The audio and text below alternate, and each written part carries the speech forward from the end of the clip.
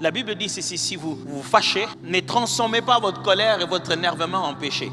Parce qu'il y a un niveau où ça devient un péché. Et quand c'est juste pendant la période où vous avez tellement gardé cela jusqu'au lendemain surtout. Surtout quand vous gardez ça jusqu'au lendemain, c'est pas seulement que ça devient un péché, c'est pas ça le problème seulement. C'est que ce péché-là devient une porte du diable. Vous donnez accès au diable. Lisons-les dans Parole vivante, ça va être un peu plus clair.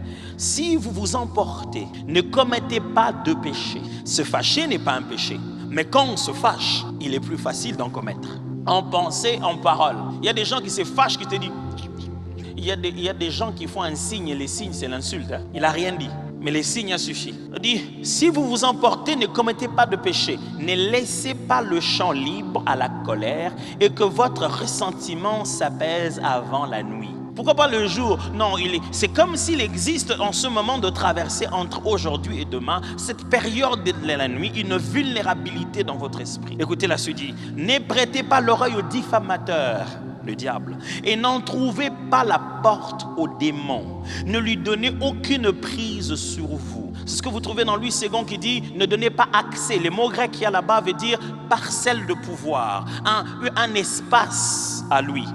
Il dit quand vous vous fâchez, ne péchez pas, ne donnez pas à Satan un espace. Paul reconnaît qu'il y a des péchés qui donnent. Le fait du péché donne un espace. Vous lui dites Satan viens chez nous, reste ici. Et donc quand la nuit où vous dormez, lui il cherche un endroit où il a un peu d'espace. Et quand il vient, il trouve deux personnes, chacun en train de dormir dans sa direction. Fâchez ma bête. Quand vous faites ça, vous êtes vulnérable dans votre esprit.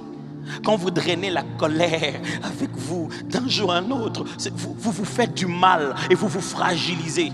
Et le diable vous voit et dit hey, il m'a donné de la place. Vous lui avez cédé un terrain.